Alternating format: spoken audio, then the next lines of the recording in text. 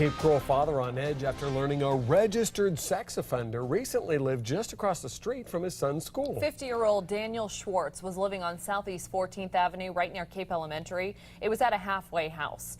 Now Barnes, that father, has a ton of questions for the city and the school district, and he wants some answers. 4 in your corners, Lisa Greenberg working to get those questions answered. Lisa? Patrick, Amy, Paul Barnes tells me when he's in line waiting to pick up his son from Cape Elementary, people would come out of the house Schwartz was living in to talk to him. And at the time, he had no idea it was a halfway house where a sexual offender lived. Now he wants to know how this could happen in the first place and why he wasn't notified. He means the world to me.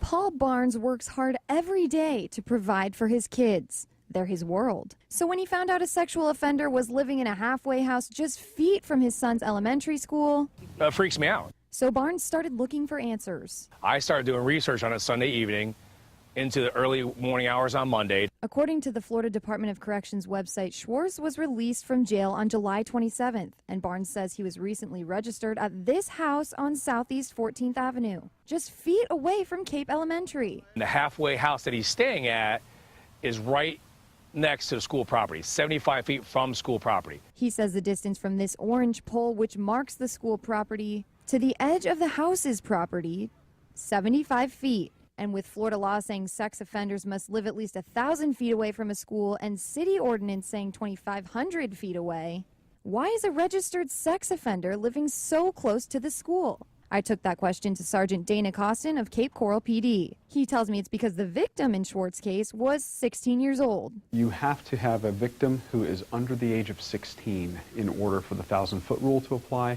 and in the case of the city ordinance for the 2,500-foot rule to apply. But Barnes still has more questions. The school knew that a sexual offender was living 75 feet from the school and did not notify the parents. Amity Chandler of Lee County Schools says if law enforcement told the school to notify parents, they would have, and that the principal was told there were no laws preventing Schwartz from living there. Still, Barnes feels he should have been notified. I just feel like I've been betrayed by the principal by not being notified that a sex offender is living 75 feet from school property.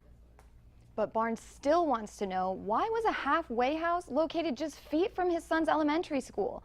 I reached out to the city, and the spokeswoman told me cities don't have authority over halfway houses and that people in recovery are protected under federal law.